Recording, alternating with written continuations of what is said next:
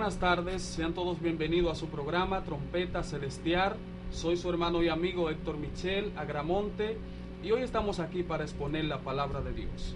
Reciban una excusa de su hermano Yasmín Roja, ya que no pudo estar con ustedes en este día. Dios bendiga de manera especial a nuestra pastora Ana Peralta, nuestra copastora Meregilda Capellán.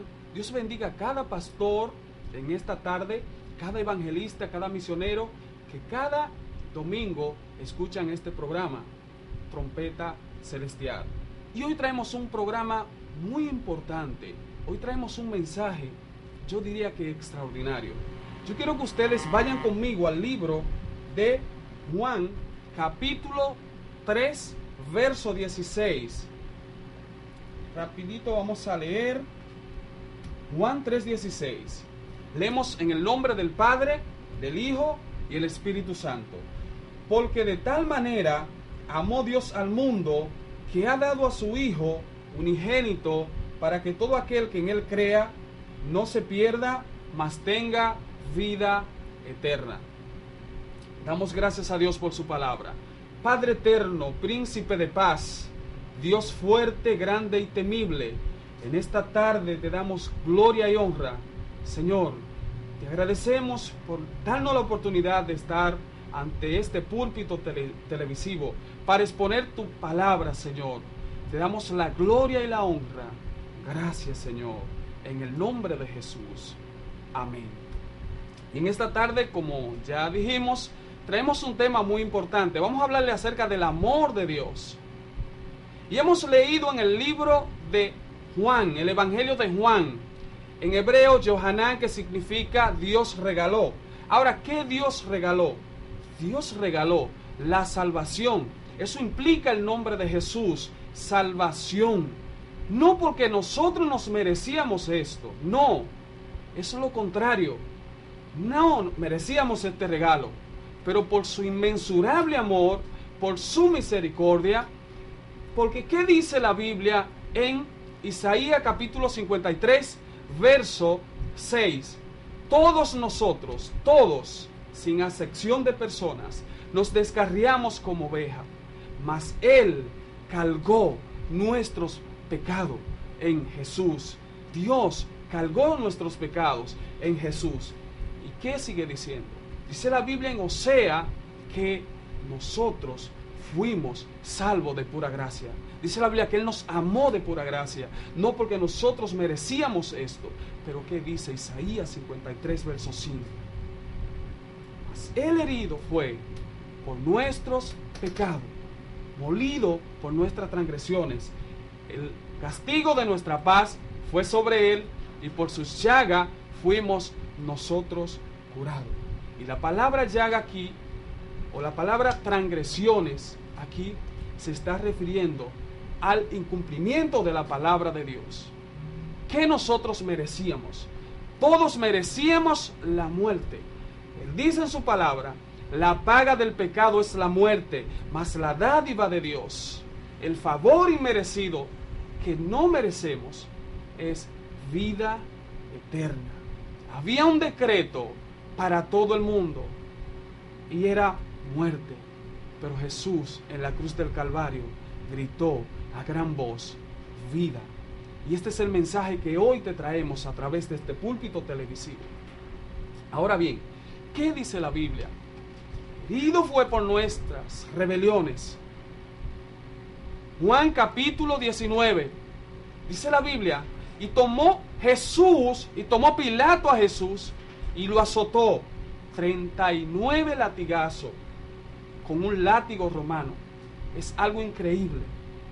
Pocas personas podían soportar este azote y con un escriba al lado. Pero Jesús, dice la Biblia que no abrió su boca. Y en medio de esos 39 azotes, con un escriba al lado, según registra la historia, escuche esto, para hasta que él no confesara, le estuviesen dando latigazo. El primer latigazo era un poquitito fuerte, pero como Jesús no confesaba sus pecados, porque no tenía que confesar, era inocente. Por eso dice la Biblia que como cordero fue llevado al matadero, no abrió su boca. Él estaba callado, azotando. Esto lo merecíamos nosotros, pero Él lo soportó por cada uno de nosotros. Cuán grande es su amor, cuán grande es el amor de Dios. Entonces, después de haberle azotado con un látigo romano, un látigo compuesto por piedra filosa, por huesos, un látigo con plomo, o sea que cada vez que le daban un latigazo, le quitaban el pedazo. Por eso la palabra que Isaías utiliza aquí por sus llagas es zanja, porque cada vez que le daban un latigazo, le quitaban el pedazo de sus carnes. Pueden ver ustedes un poco, más o menos, la película de Mel Gibson, y así sucesivamente reflejarán cuánto sufrimiento padeció el Mesías. Pero luego de azotarlo, 39 latigazos, entonces la Biblia dice que entretejieron una corona de espina y la pusieron sobre su cabeza. ¿Qué representa esta corona de espina? La Biblia dice que cuando el hombre se rebeló contra Dios, Dios dijo: maldita sea la tierra por causa del hombre. Y las espinas representan la maldición que iba a caer sobre ti y sobre mí, pero Él llevó también esa maldición sobre él. Dice también la Biblia que después de ser Jesús azotado, tomó su cruz y fue camino al Gólgota. Y este lugar es impresionante. Este lugar es parecido, muy parecido a una carabela. Ahora bien, ¿por qué Jesús tenía que morir en una cabeza o en un cráneo? Sencillo, amado. Dios quería darle una enseñanza a los judíos, y no solamente a los judíos, sino a toda la nación, a todo el mundo. Jesús es la cabeza de la iglesia. Y es algo impresionante cómo, investigando acerca de la palabra República Dominicana, empieza por una letra que es representado simbólicamente por una cabeza. Jesús es la cabeza de República Dominicana.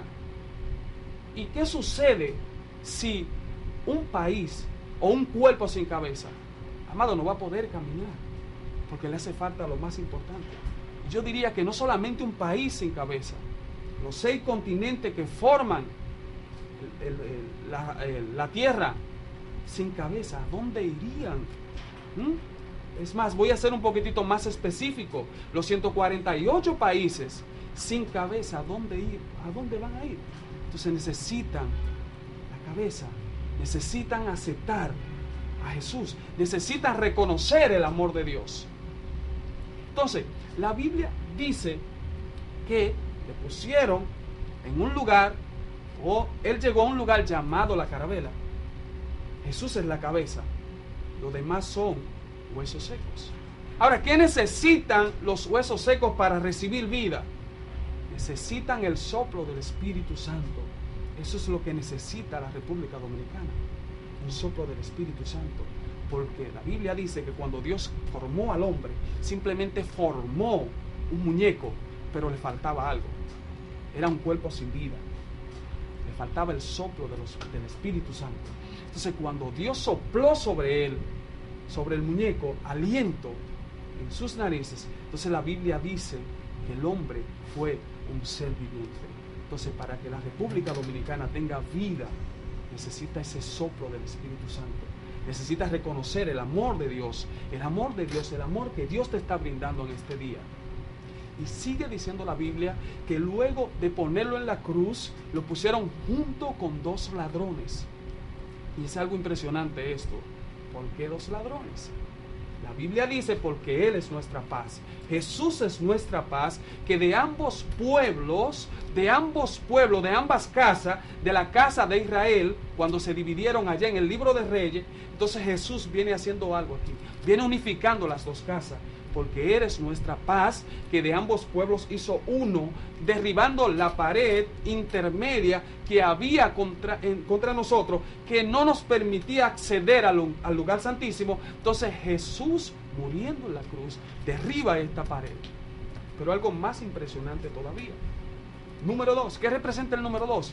Dios hace las cosas de manera dual.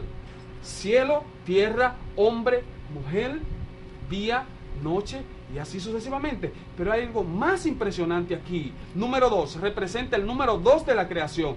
¿Qué Dios está haciendo el número 2? El día número 2 está separando las aguas de las aguas.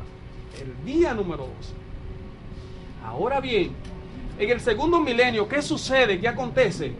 La Biblia dice, capítulo 6 de Génesis, que el hombre se había rebelado contra Dios. A un nivel, la Biblia dice que la tierra se había corrompido, y la palabra aquí corromper significa autodestrucción. O sea, el hombre se estaba autodestruyendo él mismo, y eso es lo que está pasando con la humanidad hoy en día. Se está autodestruyendo, pero Dios, por su inmensurable amor, llamó a un hombre que halló gracia ante los ojos de Dios, y este hombre fue llamado Noé. Noé significa descanso. Por eso podemos comparar a Noé como Jesús. Tipología de Jesús. Jesús le dijo a aquellos escribas y fariseos que estaban totalmente cansados, agobiados con tradiciones humanas. ¿Qué dijo Jesús? Vengan a mí aquellos que estén trabajados y cargados, aquellos que están cansados de aquel yugo que le ha puesto la ley, que le han puesto los escribas, que le han puesto los fariseos. ¿Para qué? Que en mí ustedes van a hallar descansos. Y el número 2 también representa Nuevo Testamento y Antiguo Testamento. Y es increíble cómo nosotros dijimos que el día número 2 Dios está separando las aguas de las aguas. Es algo impresionante aquí. ¿Qué sucedía el día número 2? El día número 2 dice la Biblia que había desorden. El agua representa también las naciones. Habían desorden, dando a entender que las naciones también iban a haber desorden. Pero encima de ese desorden, el Espíritu de Jehová, el Espíritu de Dios se iba a mover sobre la faz de las aguas, se iba a mover sobre la faz de las naciones. Y eso es lo que está haciendo el Espíritu Santo hoy a través de su palabra. Se está moviendo sobre República Dominicana. Algo impresionante aquí, el Espíritu de Dios se movía sobre la faz de las aguas. Dios estaba dando una enseñanza desde Génesis. ¿Qué enseñanza Dios estaba dando? Que iba a venir un hombre en el Espíritu, que iba a caminar sobre la faz de las aguas. Jesús, aquí en el Nuevo Testamento, representando el número 2. Ahora hay algo más impresionante todavía. ¿Qué hace Jesús? Jesús camina sobre las aguas. Yo dije que las aguas representan las naciones. Donde quiero que usted vea agua en la Biblia, puede simbolizarlo como las naciones, porque así se interpreta en el libro de Apocalipsis. ¿Qué sucede o qué simboliza Jesús caminando sobre las aguas? El gobierno de Dios sobre las naciones. Jesús vino a gobernar las naciones, y es necesario que Jesús gobierne en tu casa para que tu casa sea ordenada. Es necesario que Jesús gobierne sobre República Dominicana para que República Dominicana sea ordenada, y así sucesivamente. Ahora el día, escucha esto, dice la Biblia que tomaron, oye bien, después de crucificar a Jesús, ponerle una corona de espina, después de azotarlo, dice la Biblia que tomaron su vestidura e hicieron 4 pedazos y tomaron uno para cada soldado. ¿Qué representa el número 4? Sencillo, 4º día de la creación, 4 evangelios, 4 seres vivientes, y así sucesivamente. Y es increíble cómo nosotros podríamos comparar el número 4 con los 4 seres vivientes. Dice la Biblia en el libro de Apocalipsis capítulo 4 que hay 4 seres vivientes, el cual uno tiene cara de león, cara de hombre, cara de becerro y cara de águila. Ahora bien, estos 4 seres vivientes representan los 4 evangelios. Y hay algo impresionante aquí, porque hemos leído en el evangelio número 4, evangelio de Juan, el cual Jesús es representado como el águila, la realeza, aquel que va más allá del entendimiento humano, aquel que va más allá de lo humano. Y algo más impresionante aquí todavía, es increíble cómo el número 4 representa los 4 ángulos de la tierra. ¿Qué simboliza esto? Señores amados, las personas, el pueblo de Israel fue dispersado por los 4 ángulos de la tierra. Ahora Dios dejó 4 columnas, ¿para qué? Para sustentar la tierra. Y esas 4 columnas son las que simbolizan a Jesús. Esas 4 columnas son los 4 evangelios. Ahora, cuando la Biblia dice que Israel está dispersado por los 4 ángulos de la tierra. Pero hay algo, amado, que yo quiero que ustedes entiendan. Aquel que dispersó a Israel por los 4 ángulos de la tierra, también recogerá a Israel como la gallina recoge a sus polluelos y los pone bajo sus alas. Hay algo muy importante aquí, amado, que quiero resaltar, y es que Isaías en el capítulo 11, verso 12 dice que el Señor levantará pendón. Y la palabra pendón aquí es bandera. La Biblia dice que el Señor levantará baluarte y así hará reunir sus escogidos sobre los 4 ángulos de la tierra. Y yo creo que hoy, tú que estás escuchando este programa, tú eres uno de esos escogidos que Dios profetizó en el libro de Isaías, que iba a reunir de los 4 ángulos de la tierra. Y cuando Dios dice que va a reunir los escogidos de los 4 ángulos de la tierra, esto me lleva a cantar de los cantares. La Biblia dice que Dios levantará bandera, Dios levantará baluarte, y esa bandera es bandera de amor. Esa bandera es Jesús aquí colgado en la cruz del Calvario. Ahora puedo entender cuán grande es su amor. Ahora puedo entender que Él ha tratado de conquistarte todos los días. Aun cuando tú amaneces, lo primero que Él te da es un mensaje a rayar el alba. Eso Él lo hizo por ti, por ese amor tan inmensurable. ¿Has visto tú una noche tan estrellada así? Él ha tratado de conquistarte a través de esa noche tan estrellada. ¿Has visto tú un ocaso al atardecer? Él ha tratado de conquistarte a través de ese ocaso al atardecer. ¿Te has parado tú a la orilla del mar? Que no hay un pintor que ha podido dibujar un paisaje tan extraordinario. Solamente Él lo ha hecho por el amor que Él te tiene a ti. Si supiera el inmensurable amor que Él te tiene, hoy reflexionara y vinieras a tus pies. Y Él está dispuesto a perdonarte. Él no va a mirar tus transgresiones. Hoy tú puedes empezar una nueva vida. Dice que el Señor levantará baluarte, el Señor levantará bandera. Y esa bandera es bandera de amor, como dice Cantar de los Cantares. Me llevó a la casa del banquete y levantó baluarte para mí, levantó bandera de amor para mí.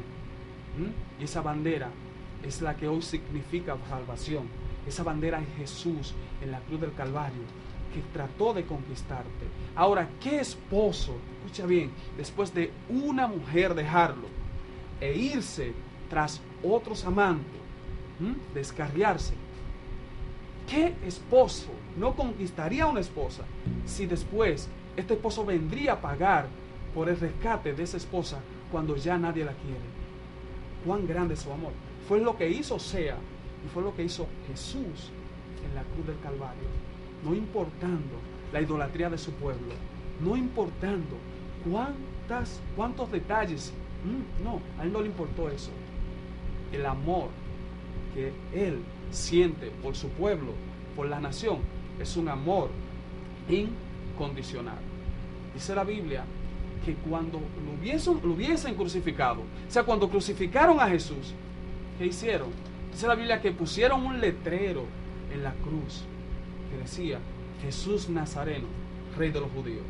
Y me llama mucho la atención porque a Pilato le dijeron: no, dile que no ponga así, sino que ponga que Él dijo que Él era Rey de los Judíos. Jesús dijo: lo que está escrito. Pilato dijo: lo que está escrito, escrito está para la historia. Lo que está escrito ustedes no lo entenderán, no lo entienden ahora, pero lo entenderán después.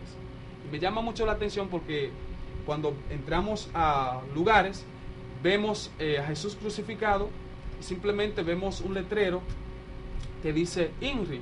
¿Pero qué significa esto?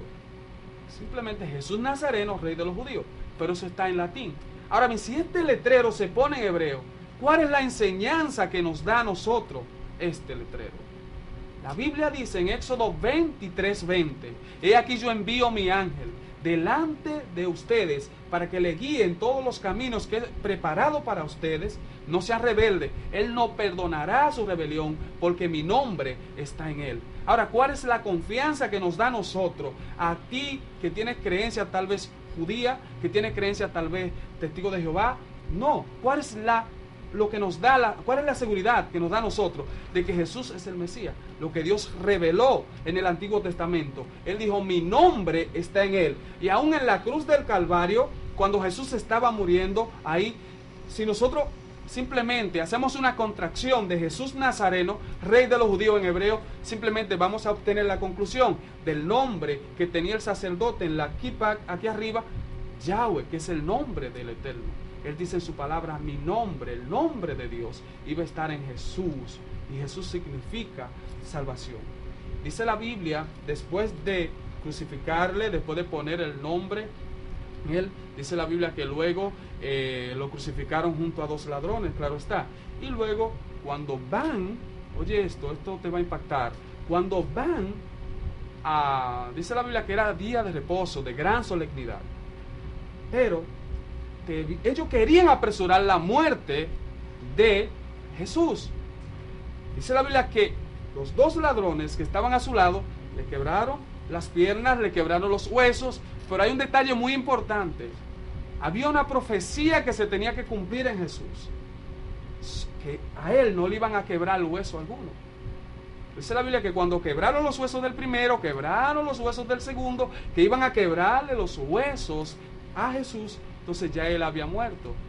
Porque él dice en su palabra, mi vida nadie me la quita. No, yo pongo mi vida y la tomo cuando quiera. Él no podía morir, Jesús no podía morir, porque la Biblia dice que la paga del pecado es muerte. Y cuando a él lo estaban investigando, dijeron los sumos sacerdotes, no veo ningún defecto en él, no veo ninguna falta en él. Él era el Cordero perfecto de Dios, que quitaba el pecado y que sigue redimiendo a las personas del pecado y que sigue salvando. Ahora bien, ¿qué es salvación? Sencillo. Es como si alguien estuviese en medio del mar, un bebé estuviese en medio del mar, entonces se necesitaría un rescate, se necesitaría un salvavidas para que lo fuese a sacar. Y eso está pasando hoy en día. Hoy en día el mundo necesita salvación. Y ningún rey humano podría hacerlo.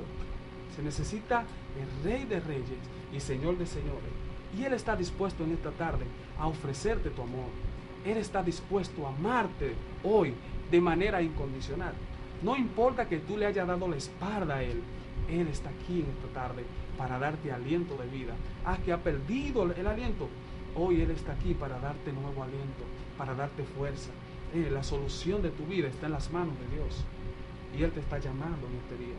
Él te está diciendo, si oyere la voz, si oyere mi voz, hoy no endurezcáis vuestro corazón, que está trabajado y cargado, yo te voy a descansar. Entonces ahora puedes entender de tal manera, la magnitud del amor de Dios. Puedes entender que el amor de Dios no tiene medida, pero este amor Dios lo viene enseñando, lo viene reflejando desde la antigüedad. Sencillo. Nótese que cuando nosotros nos trasladamos al Antiguo Testamento, Dios nos da una enseñanza. ¿A través de quién? A través de Abraham. Tercer día, escúcheme bien. Tercer día de la creación. Cada día de la creación tiene una enseñanza extraordinaria. Dios llama, oiga bien, tercer día, Dios crea la semilla. ¿Qué es una semilla? Una caja de información. Dios crea la información el tercer día.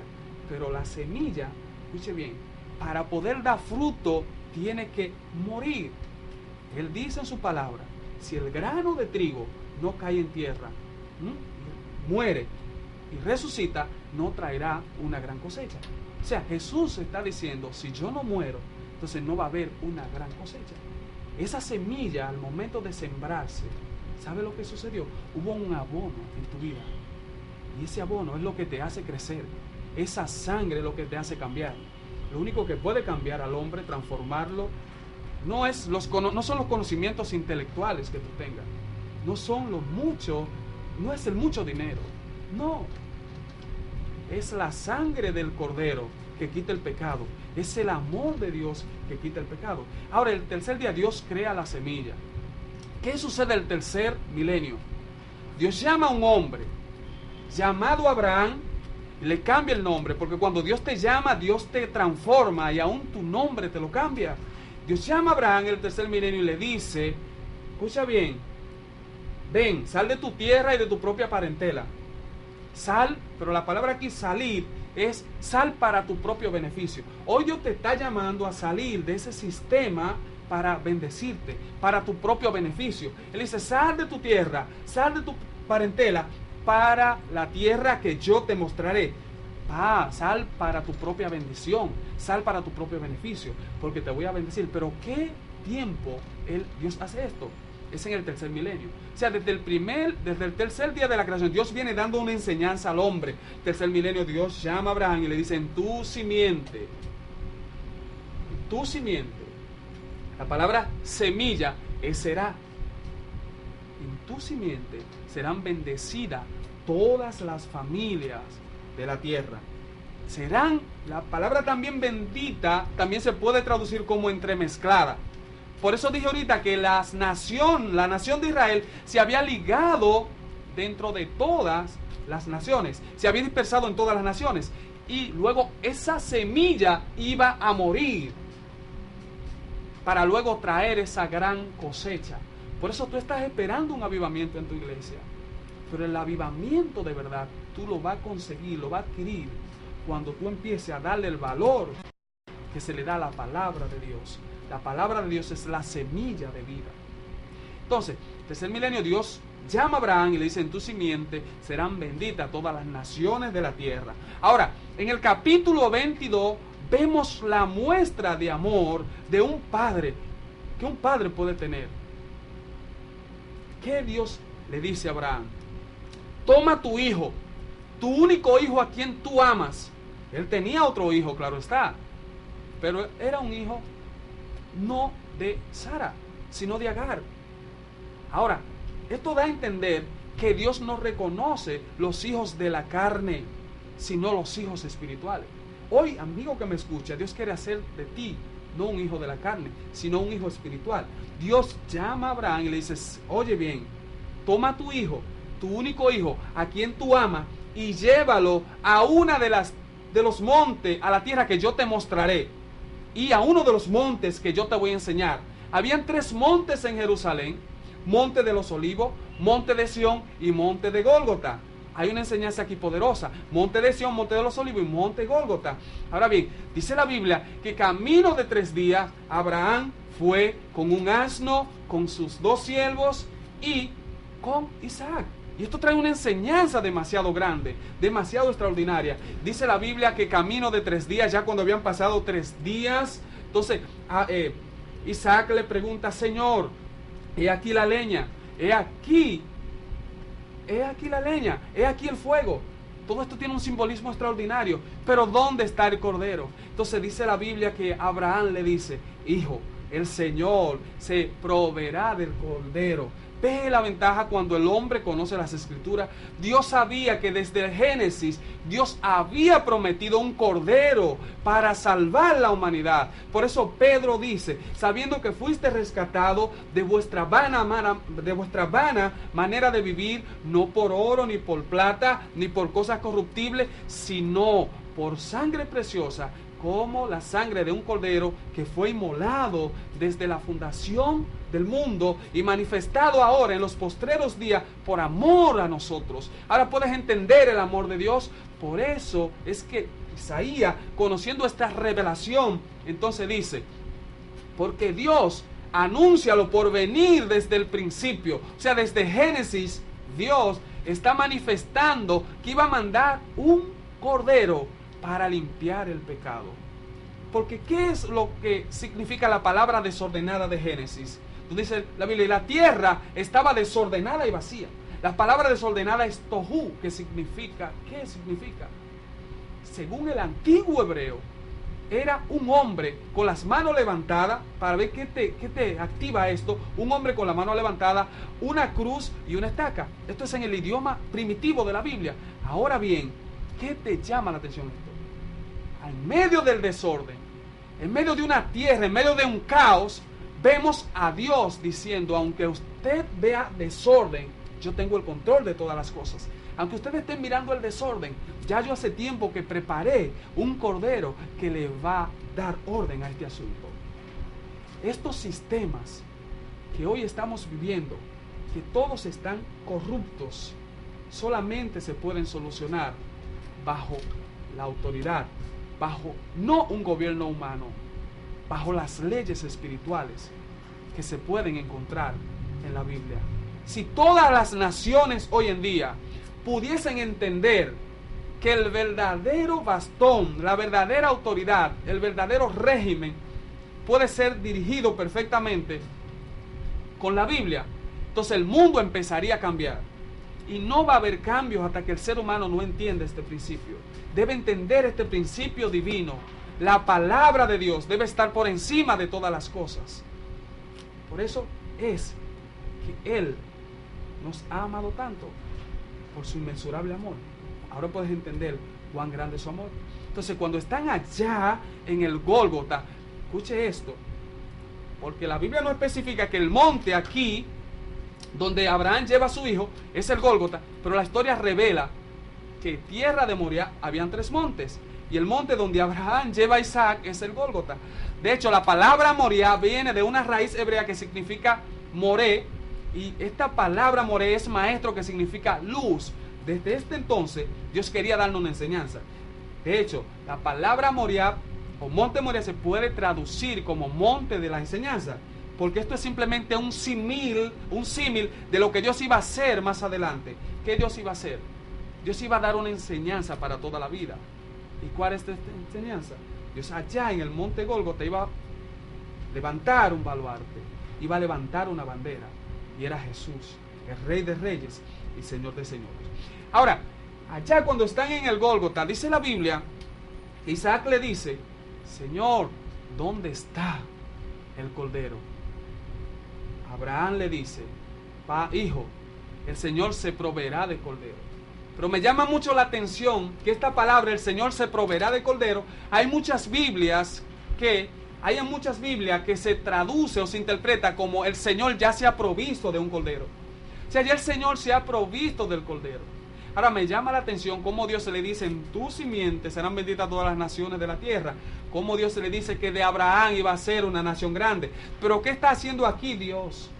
Dios está probando a Abraham. Todo, óyeme bien, de Isaac era que iba a venir la nación grande. Entonces ahora, ¿qué iba a suceder ya que Abraham iba a sacrificar a su hijo? Ya se iban a ir todas las esperanzas. Pero cuando ya Abraham iba a crucificar el niño o el joven, porque según la historia, este joven ya tenía alrededor de 33 años, ¿qué acontece? Entonces Dios permite que Abraham alce los ojos hacia un zarzal, y allá ve un cordero agarrado por los cuernos. Dice la Biblia que él agarró el cordero y lo sacrificó. Pero ¿sabe algo? Esto nos trae una enseñanza impresionante. Dios no tiene la necesidad de que tú le dé a Él, pero Él te prueba para que tú entiendas que eres el único proveedor de todas las cosas. Eres el único proveedor de todas las cosas. Entonces, luego de esto, porque Dios le había dado una profecía a sus siervos. Abraham le había dado una profecía a sus siervos, porque Abraham conocía las Escrituras. Mi hijo y yo iremos allá, adoraremos y luego volveremos. ¿Por qué? Porque Abraham conocía las Escrituras, y es necesario, iglesia de Dios, conocer las Escrituras. Es importante conocer las Escrituras, y no solamente conocer un versículo, no, conocer las Escrituras de manera secuenciales. Esto es la vida de la iglesia, esto es la columna de la iglesia, este es el gobierno de la iglesia, todo regido en base a las Escrituras. Dios nos ha dejado las Escrituras como el cetro, amén, y eso es lo que nosotros debemos saber. Lo más importante, lo más alto, siempre en nuestra iglesia, en nuestro altar, debemos tener las Escrituras como nuestro baluarte o nuestra bandera. No, si estamos sustituyendo las Escrituras por otro libro, entonces vamos a empezar a buscarle el sentido que en realidad tienen las Escrituras. Y para eso Dios nos ha llamado a este programa, Trompeta Celestial, para darle noticias a ustedes, para decirle a ustedes que Él, el verbo, la palabra, se hizo carne. ¿Para qué? Y hoy, nuevamente, se hizo carne. Y hoy, nuevamente, se hizo la palabra. Hoy tú tienes a Jesús en tu casa.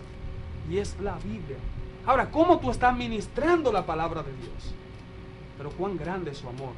Después de él estar allá, primero estaba allá a la diestra de Dios. Estaba a la diestra del Padre. Él estaba a la diestra del Padre. ¿Qué sucedió? Dice que él no escatimó el ser igual a Dios como cosa que aferrarse.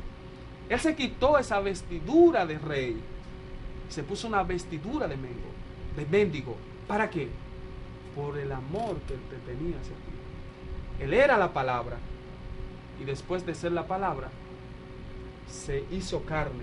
La Biblia dice, y el verbo se hizo carne. Dice la Biblia en Juan, en el principio era el verbo, y el verbo era con Dios, y el verbo era Dios. Y es impactante esto, porque la palabra verbo en hebreo es davar, que significa fondo. Algo que estaba escondido en lo más profundo de Dios, y luego fue manifestado. ¿Cuándo fue manifestado? Sencillo. Dios le dijo a María, Dios le dijo a José, no tema José, porque el hijo que tiene María en su vientre, oye, es puesto ahí por el Espíritu Santo. Y esto es lo que no asimilan muchos estudiosos. ¿Por qué? Porque le entienden que deben buscarle sentido a muchas cosas. Y a veces las cosas de Dios parecen no tener sentido. Entonces cuando tú le buscas sentido a las cosas de Dios, entonces entraría en ciertas dificultades. Pero he preferido mejor no cuestionar a Dios, simplemente confiar en su palabra. Y Dios te está llamando a ti como iglesia a confiar en su palabra, no solamente a confiar en su palabra. El otro día hablaba y me comentaba alguien que hay alguien que sabe mucha Biblia. Yo le dije, no basta con saber mucha Biblia. Toda la Biblia se resume en dos cosas. Amarás a Dios con toda tu fuerza, toda tu alma, toda tu mente y con todo tu corazón, y amarás a tu Dios como a ti mismo. Ahí se resumen la ley y los profetas. Si tú amas a Dios con toda tu fuerza, toda tu mente y con todo tu corazón, y amas a tu prójimo como a ti mismo, entonces ahí se resume la palabra de Dios. Eso es la palabra de Dios, amar a Dios sobre todas las cosas. De hecho, cuando Dios crea todas las cosas, Dios dice que todo era bueno. Y la palabra bueno es rico en abundancia, lleno de recursos, lleno de fortaleza. O sea, Dios utiliza todos sus recursos para ponerlo a disposición del hombre. ¿Y qué el hombre hace con todos esos recursos? Los pisotea. Dios le da la tierra para que la gobierne, para que la perfore, para que la convierta en un paraíso. ¿Y qué hace el hombre con ese recurso? Pues lo destruye. Es que el hombre sin Dios no se sabe conducir. Es como un barco sin una persona dentro, sin alguien que le maneje. Es así el hombre sin Dios. Pero quiero que tú en esta tarde reflexione y entiende que el que tiene el timón de tu vida se llama Dios, Jesús. Él puede guiarte hacia un futuro correcto. Hay dos cosas que yo quiero que tú entiendas. Tal vez hoy que tú estás mirando este programa, tú no entiendes ni siquiera de dónde tú vienes, a dónde vas, ni siquiera cuál es el futuro de tu destino. Pero tú vienes de Dios, está aquí por un propósito divino. Va a entender cuál es el futuro de tu destino cuando entienda que el futuro de tu destino se encuentra en la palabra de Dios, en el verbo hecho carne. Así es que en esta tarde yo quiero que tú entiendas el inmensurable amor de Dios, el amor sin medida de Dios. Cuán grande es su amor, porque de tal manera amó Dios al mundo, que no solamente ha tratado de conquistarte o llamarte a través de los profetas, no, sino que Él mismo se hizo carne y bajó aquí a la tierra. Él se hizo siervo después de ser Dios, por ese tan inmensurable amor. Si en esta tarde tú has sido tocado por el Espíritu Santo, entonces vamos a hacer esta oración, porque yo entiendo que Dios te ama de manera extraordinaria, sin medida. Oramos. Padre eterno, príncipe de paz, te damos gracias por esta oportunidad que tú nos das de estar aquí exponiendo tu palabra. Esperamos, Señor, que cada amigo que esté mirando este programa tú le bendigas, sobre todo con la salvación, aquel don que no merecíamos ni merecemos, pero tú por tu ínfimo amor, por tu infalible amor, por tu misericordia, nos lo has brindado. Te agradecemos esta oportunidad en el nombre de Jesús. Amén. Dios bendiga de manera especial a cada televidente que se dio cita con nosotros. Será en otra próxima ocasión y Dios les bendiga mucho. Estuvo con ustedes Héctor Michel Agramonte. Dios les bendiga.